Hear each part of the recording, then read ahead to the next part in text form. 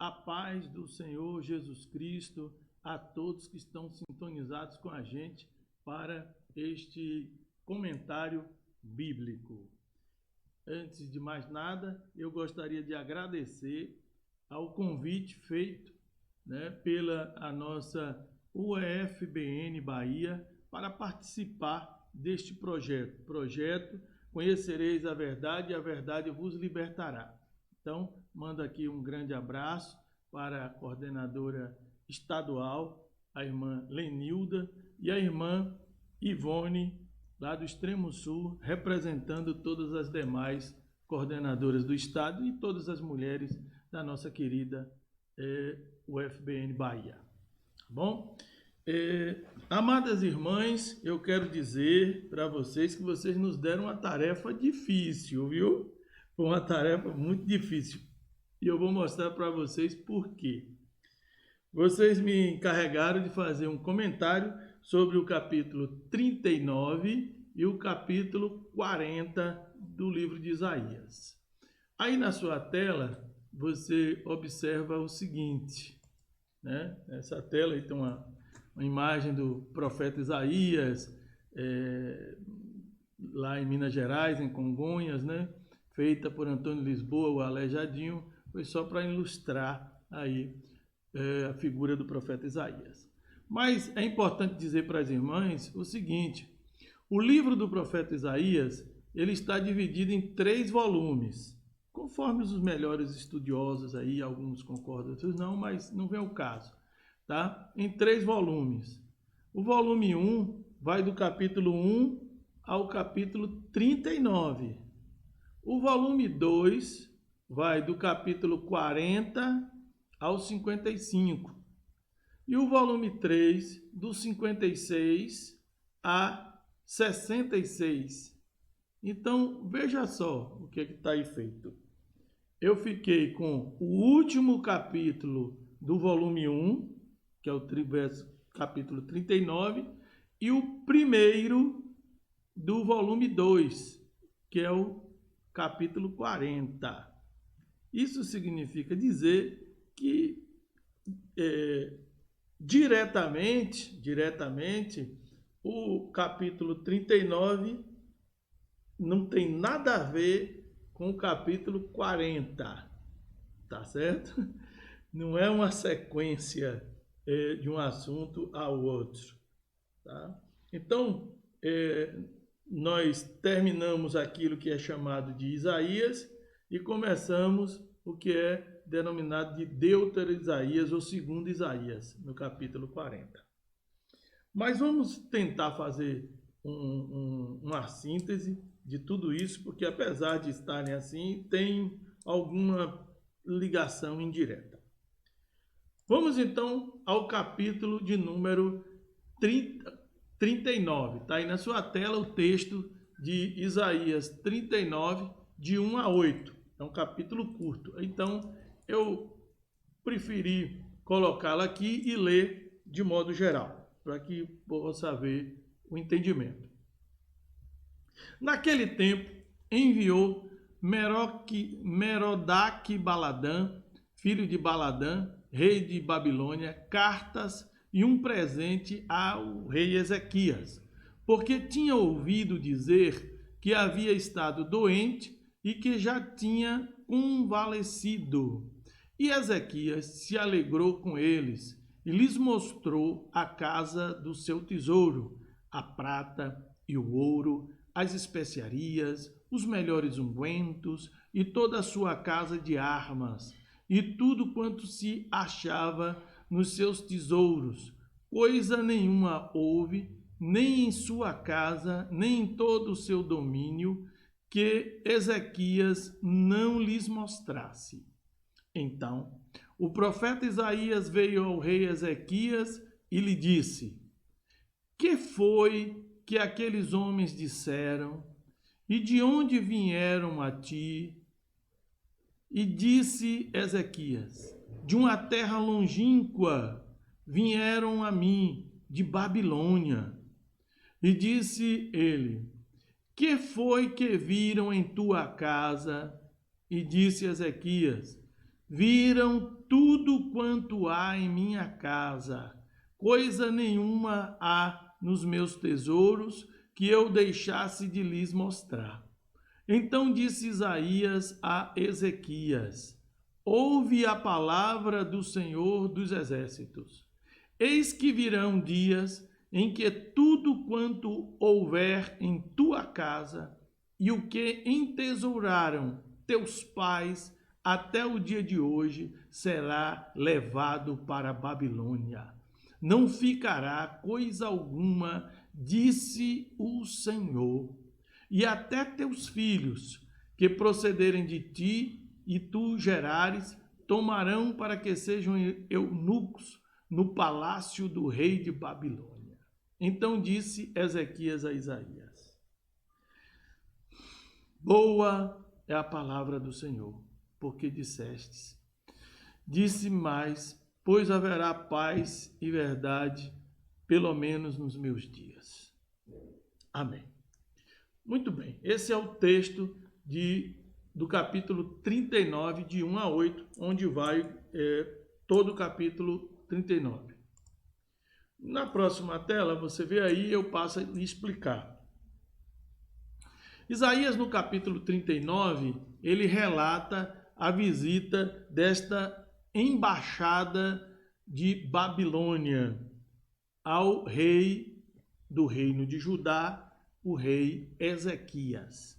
Aí nós estamos por volta, amadas irmãs, do ano 701 aproximadamente, antes de Cristo, antes do nascimento de Jesus, 701 anos antes do nascimento de Jesus. Esse mesmo texto, claro, com algumas variantes, vocês também encontram relatado no livro de 2 Reis, capítulo 20, do verso 12 ao verso 19.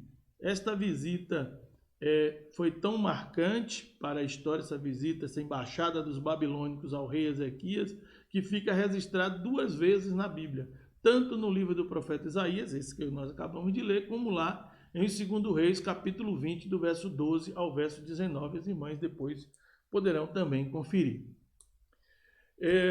Neste tempo, irmãos, Babilônia ainda não é um grande império, mas está crescendo. O grande império da época era o Império Assírio. O rei de Judá e Ezequias e o rei de Babilônia tinham então um inimigo em comum, circunstancialmente, que era o rei da Síria. Tá? Então, o rei de Babilônia, de alguma forma, estava tentando se aproximar um pouco do reino de Judá para juntar forças para um possível combate contra os assírios, que Ezequias, com o reino de Judá, fossem seus aliados. Esse é o contexto daquele momento. O rei de Babilônia chamava-se Merodach Baladã. Olha que nome lindo, né, minhas irmãs? Aí, quem estiver querendo botar um nome em um filho, Merodach Baladã. O menino vai ficar muito chateado quando crescer. Mas é só uma brincadeira. Tá? Não façam isso com a criança, não. Então, Merodach Baladã, sabendo que Ezequias houvera estado doente, de uma doença muito grave, e como Deus o curara, isso está nos capítulos anteriores, que inclusive as irmãs já estudaram, sabem disso, né? E como ele houvera se recuperado, convalescido daquela doença, então toma isso como um pretexto, na verdade, para enviar alguns representantes, uma embaixada, com cartas de recomendação a Ezequias e também um presente, que o texto não diz o que foi, mas com certeza alguma coisa muito significativa, uma coisa de valor para sensibilizar o coração de Ezequias. E essas cartas também, a carta deve ter um conteúdo aí bem significativo para sensibilizar Ezequias. A embaixada, então, parte para o reino de Judá. Ezequias, então, recebe essa embaixada de Judá, está aí na próxima tela, na sua tela, né? Ezequias se julgou, e eu já chamo a atenção dos irmãos, importante por receber a visita dos babilônicos. Olha, ele se achou, sabe, muito importante. Recebi a visita dos babilônicos, estou recebendo. Trouxe-me cartas de condolências, de alegria, de satisfação pela recuperação, como o Senhor, meu Deus, me recuperou desta doença que eu estava. E Ezequias, o rei de Babilônia não pediu isso a ele, mas ele pegou, chamou aqueles embaixadores da Babilônia que vieram, representando o rei da Babilônia, e mostrou tudo que tinha, tudo. O texto, quando nós vimos, ele mostrou tudo. Os tesouros do reino, tal, palácio, ouro, prata, especiarias, contou até onde iam os seus reinos, as cidades, os seus exércitos, se empolgou e foi contando tudo. Abriu, como a gente diz na linguagem de hoje, abriu o verbo, né? E foi contando lá à vontade.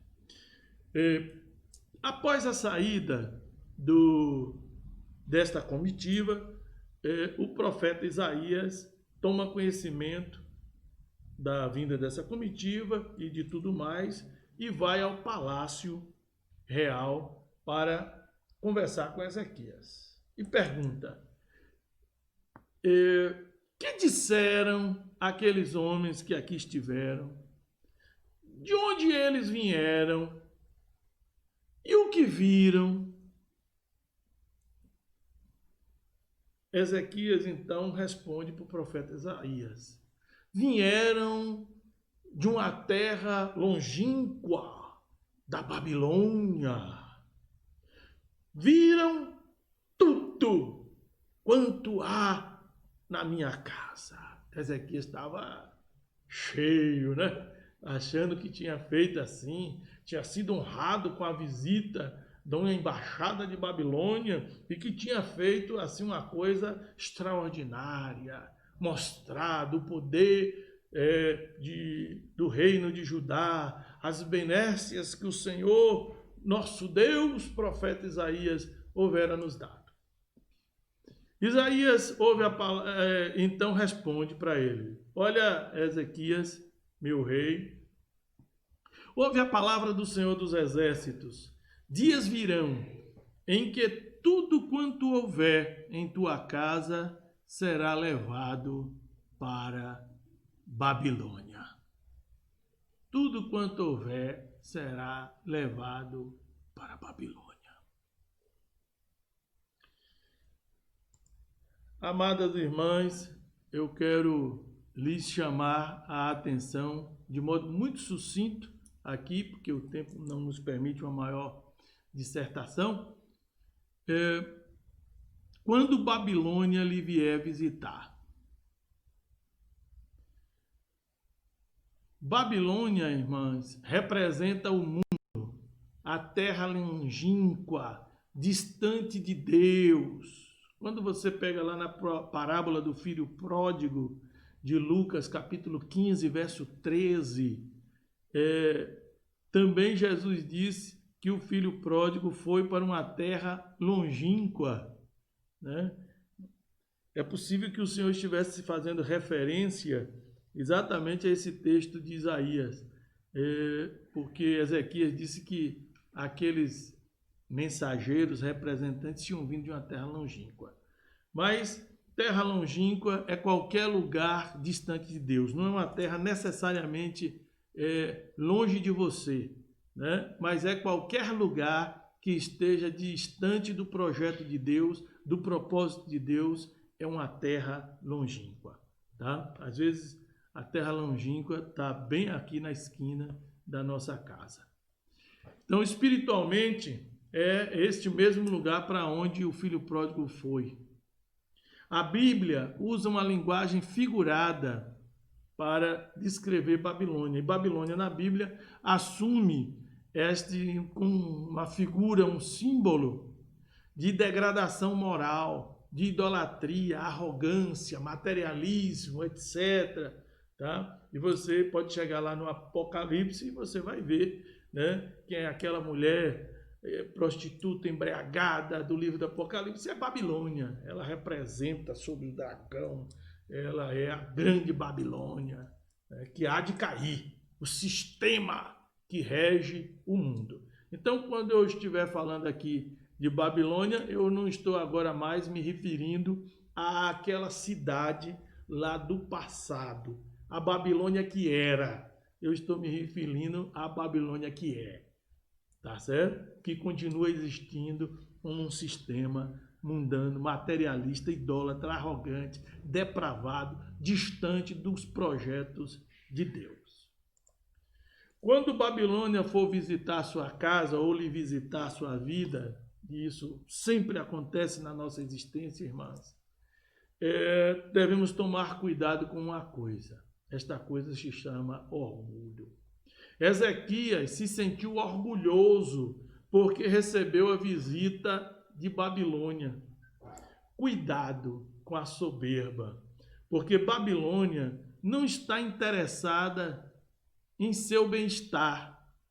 Babilônia tem interesse enquanto representarmos alguma vantagem para ela.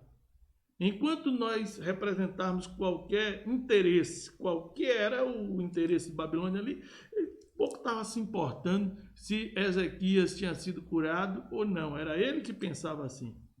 Ele estava interessado era numa aliança política, militar, temporária, ocasional, que ele poderia fazer para enfrentar os assírios.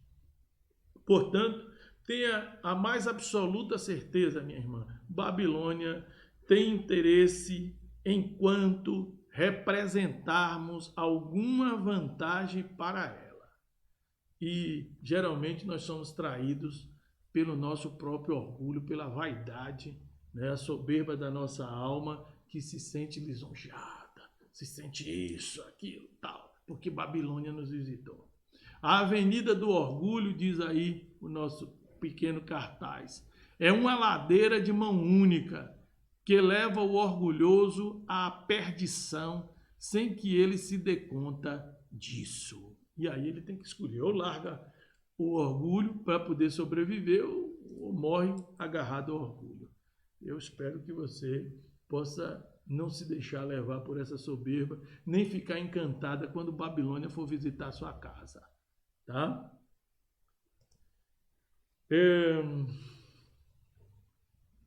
Isaías perguntou para Ezequias: que foi que viram em tua casa?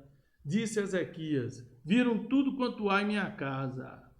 Amados irmãos, não podemos impedir que Babilônia chegue até a nossa casa. Sempre virá. A nossa vida, a nossa família, a nossa casa. Babilônia nos cerca em todos os lugares, até a gente dentro da igreja, ela está por ali nos cercando. Mas nós não podemos impedir que ela chegue até a nossa casa. Mas nós podemos evitar, sim, que ela percorra todos os cômodos da casa. Tá certo? Uma coisa é Babilônia bater na sua porta. Outra coisa é você chamar ela para entrar e ainda passear com ela, como Ezequias fez por dentro da casa dele, levando aqueles mensageiros de Babilônia para dentro dos quartos, para as coisas todas que ele tinha. Então, nós podemos sim, aí a tela mostra, de certo modo, proteger a nossa casa do avanço da tempestade babilônica. Nos cabe fazer isso. E nós temos que fazer. Tá? Martinho Lutero dizia que nós não podemos impedir que um passarinho pouse na nossa cabeça, mas nós podemos impedir sim que ele faça um ninho na nossa cabeça. É mais ou menos a mesma coisa. Não convide Babilônia para dentro de sua casa. E se você achar Babilônia dentro de sua casa, bote para fora. Bote para fora porque é espião, viu? Está ali para destruir seu lar. Quando Babilônia for visitar sua casa ou lhe visitar, não mostre os teus tesouros para a Babilônia. Tesouros que Deus lhe concedeu. Quais são os teus tesouros? Aquilo que você de fato preza. Não mostre para a Babilônia. Não seja uma mulher tola. A Bíblia diz: a mulher sábia edifica a sua casa, mas a tola derruba com a sua própria mão. E a mulher tola é aquela que sai mostrando para a Babilônia tudo que Deus lhe deu, né? Aí sai mostrando os filhos, tal. Vê aqui meu marido, um gato de Babilônia lá com o olho no marido dela, né? Não seja tola, viu, minha irmã? Tá? Assim, e os seus valores também, minha irmã, são seus. Foi Deus, seus talentos, aquilo que você preza, não só sua família, mas aquilo que é seu, não é para ser exposto aos olhos de Babilônia. Quais são os seus valores? Seus valores são seus, de Deus e para os seus. Não é para estar às vistas da Babilônia. Babilônia voltará para buscar tudo quanto você disponibilizou para ela. Toma cuidado. Babilônia voltará para buscar tudo quanto você disponibilizou para ela. Você mostrou? Guarde com chaves, como está aí nesta imagem. O que você tiver de mais precioso que Deus te der é para o recôndito do teu coração, da tua família, da obra do Senhor, do reino de Deus. Não é para estar exposto aos olhos de Babilônia, tá? E aí as irmãs trabalhem nas suas mentes tudo que muitas vezes tem exposto aos olhos de Babilônia. E não deu outra, irmãs, não deu outra. 100 anos após a palavra do profeta Isaías, Babilônia voltou. Voltou e saqueou o reino de Judá e levou tudo que tinha, inclusive eles próprios. 100 anos depois, vocês estão vendo aí na imagem, né? Agora já não era mais aquele rei, era Nabucodonosor, tá? Nabucodonosor. Aliás, o povo da Babilônia tinha uns nomes bastante inusitados, né? Não vai botar esse nome também no seu filho, não.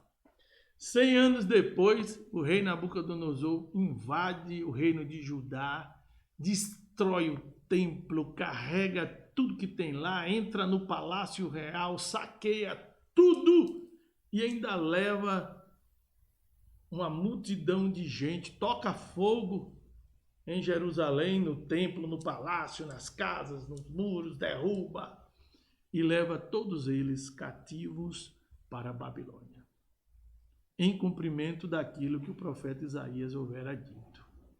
Portanto, não apresente para a Babilônia, porque Babilônia depois volta para buscar. Amém? Essa é a primeira parte aqui do capítulo 39.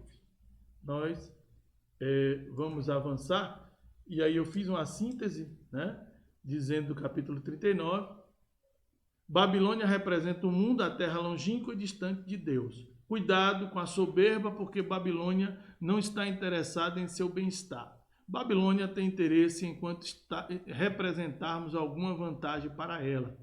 Não podemos impedir que Babilônia chegue até a nossa casa, mas podemos evitar que ela percorra todos os cômodos. Não mostre os teus tesouros, tesouros que Deus lhe concedeu para a Babilônia. Babilônia voltará para buscar tudo quanto você disponibilizou para ela. Amém. Assim encerra o capítulo 39. Vamos então para o comentário em Isaías 40. Agora a gente mudou de livro, viu? Agora a gente está num outro livro, que é o segundo volume de Isaías.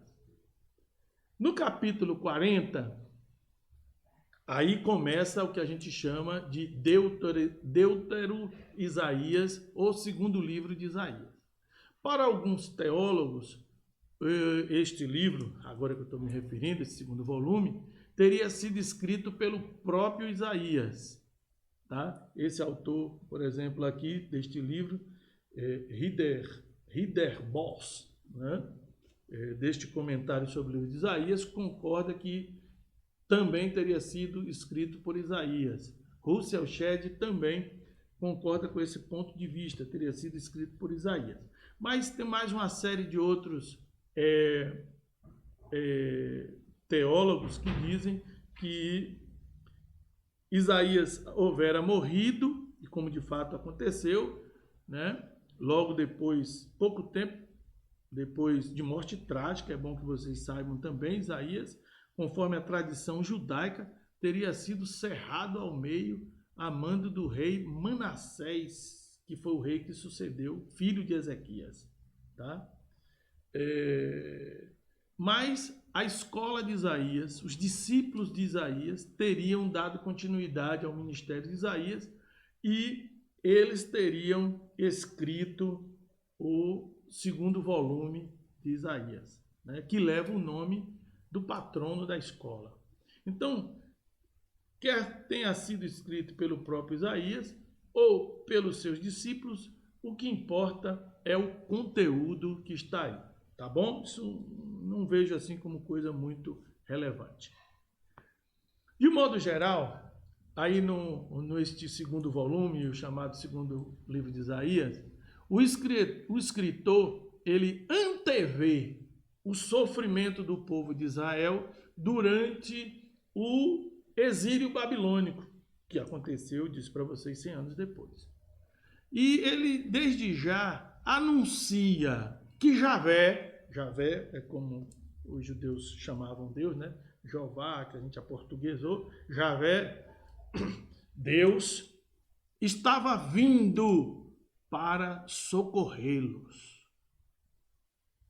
No entanto, simultaneamente, ao mesmo tempo, o profeta também vai predizer, ele prediz fatos que terão seu cumprimento somente no advento do Messias, na vinda de Cristo, na encarnação de Jesus, no nascimento de Jesus em diante.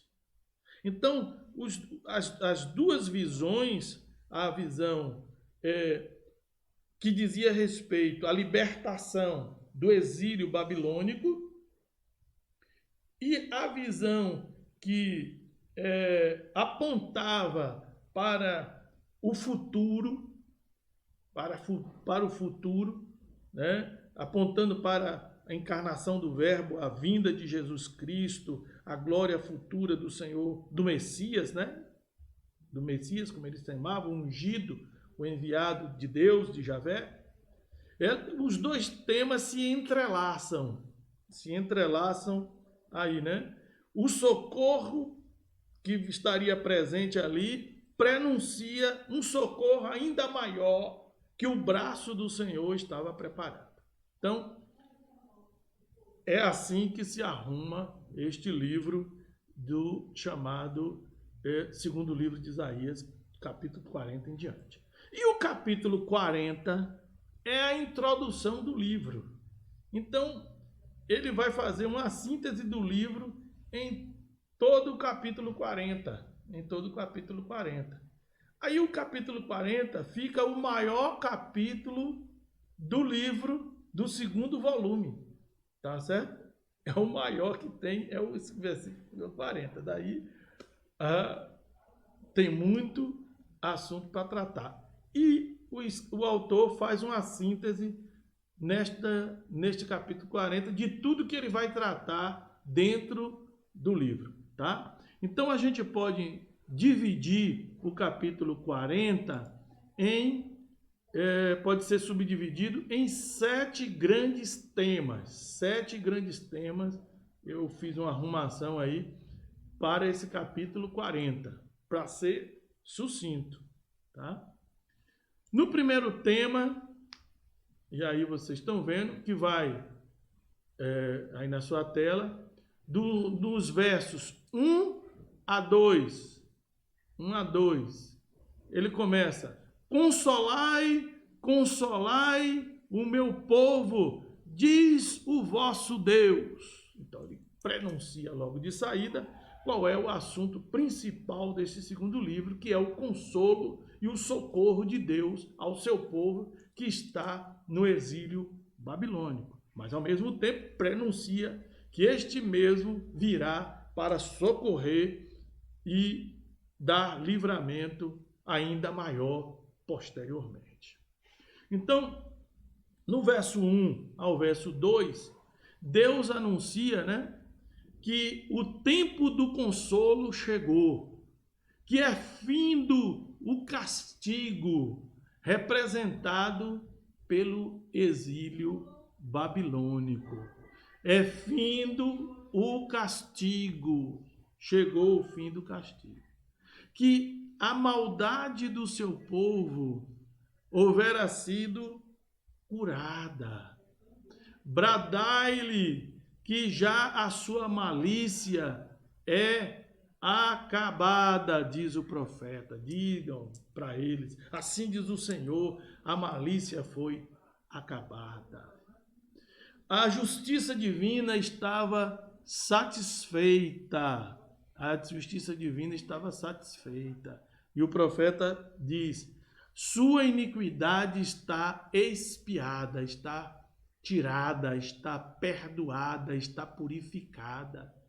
E vocês, de certo modo, já recebeu em dobro da mão do Senhor por causa dos seus pecados. Ou seja, o juízo, a justiça divina estava satisfeita e agora era o tempo da misericórdia, do consolo, do afago, e aí que Deus iria os consolar tomando-os em seus braços, que é o que nós vamos ver também mais adiante. Esse é o primeiro tema.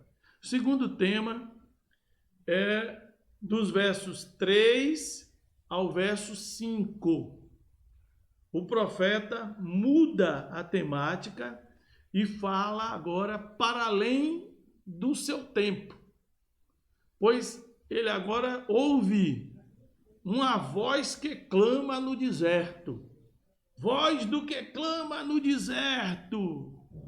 Essa voz anuncia o tempo da restauração das estradas, dos caminhos, das veredas, para que o Senhor que está chegando, possa passar. Ele diz mais: neste tempo, os montes serão derribados e os vales aterrados, para que o caminho do Senhor se torne plano. Tudo que é tortuoso há de se alinhar. E quando Israel ouvisse esta voz, a voz do que clama no deserto, eles saberiam que é chegado o tempo da manifestação da glória de Javé, de Deus. E que agora, quando esta voz bradasse, Javé estaria trazendo uma grande salvação. Só que esta salvação não diria respeito apenas ao povo de Israel, mas toda a humanidade, abrangerá toda a humanidade esta grande salvação. Aí as irmãs sabem perfeitamente de que é que o profeta está falando, Não é mais da libertação do exílio babilônico, mas da vinda do nascimento do Senhor Jesus Cristo. E a voz do que clama no deserto os apóstolos nos evangelhos interpretaram acertadamente, dizendo que representava João o Batista, que era o precursor, aquele que estaria aplanando, e ele sim seria a voz de que falou Isaías aí no capítulo 40. Então, quando eles ouviram a voz de João, eles entenderam, olha, Javé vai manifestar uma grande salvação no nosso meio. E Simeão, aquele velho sacerdote do templo, quando a jovem Maria entra no templo trazendo nos seus braços o menino Jesus e lhe entrega para ser apresentado, né? Ele, em êxtase espiritual, pega a criança nos braços e diz profeticamente: Senhor, despede este teu servo, porque os meus olhos já viram a tua salvação. Amém. Essa é a voz do que clama no deserto. Aí, isso diz respeito a um tempo futuro, que se cumpriu no nascimento de Jesus. O terceiro tema que é apresentado aí no capítulo 40 e que diz respeito ao livro inteiro, todos esses temas serão reabordados ao longo do livro, que são os próximos capítulos, que com certeza os outros irão abordá-los. Vai do verso 6 ao verso 8. Uma voz continua a falar. A voz, agora, nesse texto, deveria anunciar a fragilidade e a brevidade humana, ao tempo em que esta voz deveria reafirmar a perenidade da palavra de Javé, do nosso Deus. Então, o profeta vai fazer apresentar esta contradição. Se por um lado ele vai anunciar a fragilidade humana, a brevidade humana, por outro, ele vai afirmar: tão certo como os homens passam, de igual modo a palavra do Senhor permanece para sempre, é perene. Então, ele vai usar o exemplo aí, né? Todos os homens são como a erva, e toda a sua beleza como as flores do campo. Seca-se a erva e caem as flores, mas a palavra do nosso Deus subsiste eternamente. E aí eu peguei esta figura aí, desta jovem linda, né? No seu vigor da juventude, em contraste com esta flor murcha. Porque toda esta beleza humana, todas essas coisas que a gente deve desfrutar sim, né, e valorizar, mas a gente precisa ter a certeza que tudo isso passa, né? Dinheiro passa, beleza passa, a força do garotão também passa, tudo isso passa, mas a palavra de Deus no nosso coração, esta subsiste para sempre. Tá? Necessitamos então lembrar a cada dia, que as flores cairão, mas a palavra dada por Deus às nossas vidas, à nossa família, à nossa igreja, esta subsistirá para sempre. Assim sendo, irmãos, nós devemos, é esse o apelo do profeta, devemos ter o cuidado de valorizar mais o que é permanente e não o que passa. A gente tem que saber discernir o que é essencial e o que é supérfluo na nossa vida. Aquilo que hoje é, mas amanhã não será, e aquilo que será permanentemente. O que será permanentemente não é a beleza, não é a força, não é o dinheiro, não são os bens materiais, não são nada dessas coisas. O que será permanente é a palavra da fé no nosso coração. Amém? Guarde, porque este é o tema do verso 6 ao verso 8, aí do capítulo 40 de Isaías. Tá? O próximo tema aí é recorrente, vai do verso 9 ao verso 11. Verso 9 ao verso 11. Retoma-se o tema do livramento e do conforto. Agora a voz, aquela mesma voz, deveria anunciar, sem temor, que o verdadeiro livramento e o conforto só se pode encontrar nos braços generosos do Senhor. O verdadeiro livramento e o conforto real você só encontra nos braços do Senhor. E aí o profeta, eu pinço alguns trechos destes versos 9 a 11, dizendo: levanta a voz fortemente, levanta, não temas, o Senhor Deus virá com poder e o seu braço dominará. Nos seus braços, diz o profeta, recolherá os cordeirinhos e os levará ao seu colo, ao seu regaço, seu peito. As que amamentam, os cordeirinhos frágeis que ainda estão amamentando, ele guiará mansamente, devagarzinho, porque ele sabe que aquilo ali é um cordeirinho frágil, não aguenta tombo, então ele guia como bom pastor, né? Vai guiando os mais fracos, os mais fortes, essa coisa toda. Mas que este verdadeiro socorro eles não alcançariam nem em Babilônia, nem na Síria, nem no Egito, nem em lugar nenhum. O verdadeiro consolo, conforto, livramento, minha irmã, não vem do dinheiro, da beleza, da força, da aliança que você fez, disso ou daquilo. Vem do alto, descendo do Pai das luzes, como diz o apóstolo Tiago, né? Então, e o consolo de que você está precisando, o conforto, você há de encontrar nos braços do Senhor. Esse é o tema do verso 9 a 11. Livramento só o braço do Senhor pode dar.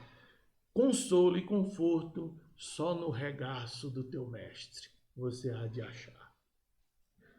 Vamos para o próximo tema.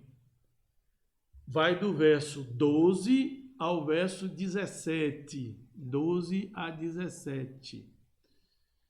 Bom, do verso 12 a 17, o profeta exalta-se a soberania de Deus. Então, e o orgulho humano é humilhado. As nações saberão quem é Javé, o Deus de Israel. As nações que se apropriaram do povo de Javé e acharam que poderia fazer o que quiser com eles, saberão agora que quem é Javé, quem é o Deus de Israel, quem é o nosso Deus. Porque Javé agora vai se mostrar poderoso. Ele vai abater o orgulho humano das nações e vai exaltar-se perante os olhos dele. E ele começa fazendo perguntas importantes. É dito: quem mediu as águas? Quem tomou a medida dos céus? Quem pesou os montes? Quem guiou ou aconselhou ao Espírito do Senhor? Quem foi o seu conselheiro? Quem orientou a Javé? Se apresente, se mostre dentre as nações. Quando Javé criava tudo, quem pesou os montes? Quem mediu até onde as águas deveriam ir? Quem tomou medida dos céus? Quem guiou, aconselhou o Espírito dele? As nações são como a gotainha d'água dentro de um balde. Pó miúdo das balanças, ou seja, posta na balança não pesa nada. As ilhas, as grandes ilhas, são fino pó, é apenas um pó fininho. Todas as nações juntas são como nada perante Javé, perante ele. Minto! Todas as nações juntas são menos do que nada. São menos do que nada. Quando é isso que o profeta está tentando nos mostrar, para que o povo ganhasse confiança, né? Quando Deus age em favor do seu povo, ninguém pode detê-lo.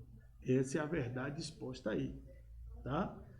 Javé tomou o seu povo nas suas mãos e agora está aguardando como essas mãos poderosas matam a revolta embaixo, mas é a mão do Senhor que te pôs dentro da concha das mãos dele. Você é aquele garotinho ali dentro, minha irmã, guardado dentro das mãos do Senhor. Qual nação poderá lhe atingir, uma vez que você está guardado na mão daquele que é todo poderoso, tá? Aquele que a ninguém pede conselho.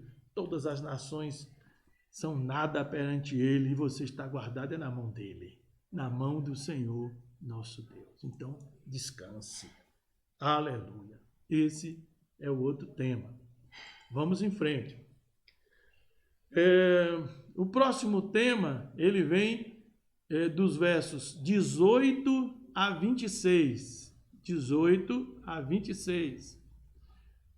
Aí, do 18 ao 26, o profeta mostra agora a inutilidade dos ídolos, que não podem livrar, apesar do esforço humano, dos ímpios, é claro, para construir. E aí ele vai falar que uns pegam ouro e funde para fazer sua imagem de escultura, outros apanham prata. Aquele que tem pouco dinheiro pega uma madeirazinha e aí funde um ídolo ali, ou faz uma escultura, melhor dizendo, de um ídolo e se prostra perante ele.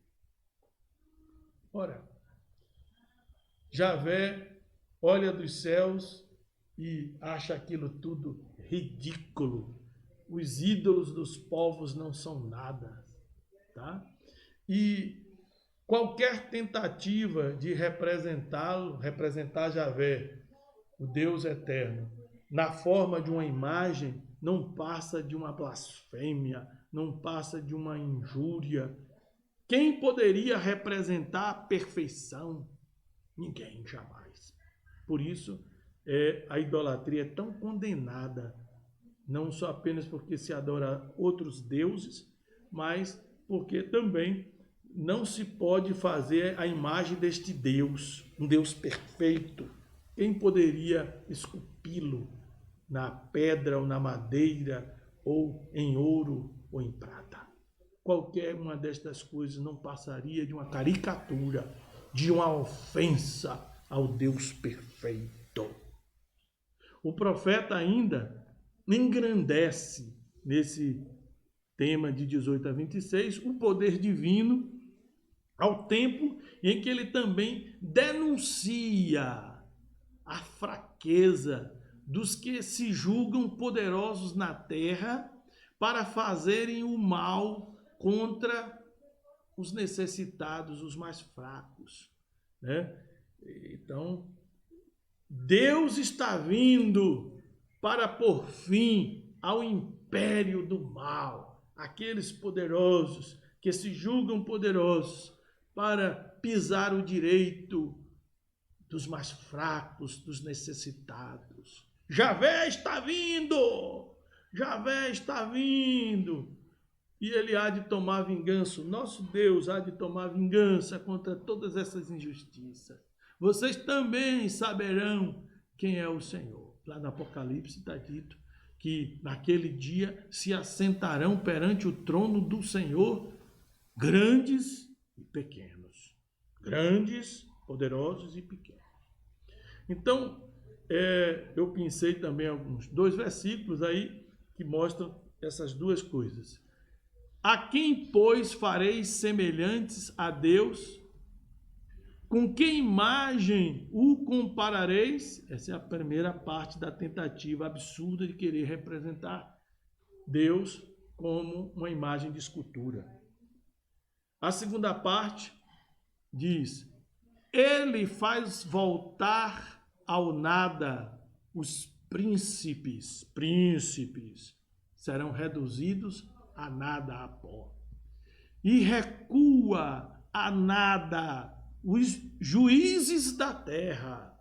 Os juízes da terra recuarão seus pareceres que fizeram contra os pobres e necessitados para matá-los, para reduzi-los a pó e cinza, né? Como está essa imagem dessas cruzes aí, quer representar injustiça contra os mais pobres, contra os mais fracos. Então, o profeta diz: o nosso Deus já está vindo para tomar vingança e para reduzir a nada os príncipes e os juízes da terra. Ele sopra sobre eles e secam-se. O sopro de Deus é o suficiente para secar os príncipes e os poderosos da terra. E o vento, o redemoinho do Senhor, os leva como palha, como folha seca. Não são nada. E Javé está vindo com seus anjos poderosos na imagem de cima, né? Seus poderosos anjos, e ele vem nas nuvens para dar socorro e livramento ao seu povo. Amém. E o último tema, tá certo? É uma palavra de renovação. Dos versos 27 a 31, que é o último versículo do capítulo 40. 27 a 31. O profeta, então, contesta a reclamação de Israel, o seu povo, de que seu lamento não é ouvido. E apresenta Javé, nosso Deus, como incansável em socorrer.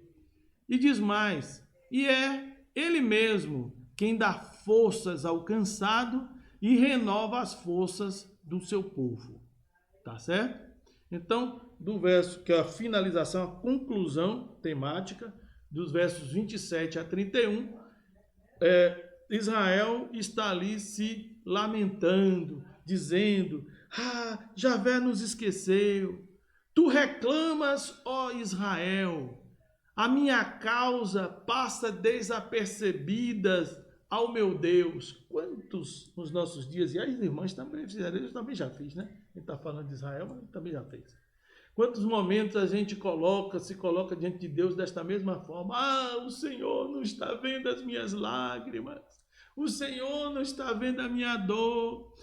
Quando o Senhor há de me mandar o socorro? É o nosso lamento, a nossa lamúria, fruto das nossas fraquezas também. Mas aí a voz que vem do Senhor diz o contrário. Não. Javé, o nosso Deus, está atento sim ao clamor. As tuas lágrimas não estão esquecidas. O teu clamor está perante Ele. O Criador dos fins da terra, Ele não cansa, nem se fadiga de socorrer o seu povo. Amadas irmãs, nós estamos em um tempo muito complicado aí de pandemia sanitária, de muitas apreensões, de muitas inquietações, e muitas vezes a gente nós nos achamos da mesma forma aí clamando, e dizendo estas coisas do Senhor. Mas hoje o Senhor diz para a irmã e a todos nós: o Senhor não cansa de enviar socorro. Ele não está dormindo, Ele está atento ao teu clamor. Ele não cansa e nem se fadiga de atender, de socorrer, de tomar pela mão o seu povo. E mais, no final, o último verso, o verso 31, ele diz que não apenas socorre o nosso Deus, mas ele dá força ao cansado. Os que esperam no Senhor renovarão as suas forças. Aquela mulher que se pôr, de fato, em sinceridade e em oração, terão as suas forças renovadas pelo nosso Deus. Renovarão as suas forças. Subirão. Os jovens se cansarão. Mas os que esperam no Senhor subirão com asas como águias. Correrão e não se cansarão. Caminharão e não se fadigarão. Esta é a promessa de Deus. Que a irmã voe como águia. Corra e não se fadigue. Não fique em baixa, nem por baixo.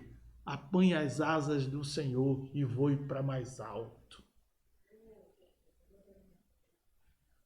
Nós nos lançamos em voo mais alto quando nós nos pomos em oração, quando nós nos pomos em intercessão, quando nos refletimos na palavra e na obra do Senhor, e nós começamos a nos aproximar deste Deus que não se fadiga e nem cansa. Que o Senhor renove, então, a força da UFBN Bahia e de todo o Brasil. Que esta palavra fique gravada no coração das irmãs e saibam que nós já estamos ouvindo outra vez a voz que vem e ele já está vindo para trazer o descanso, renovar forças e reanimar.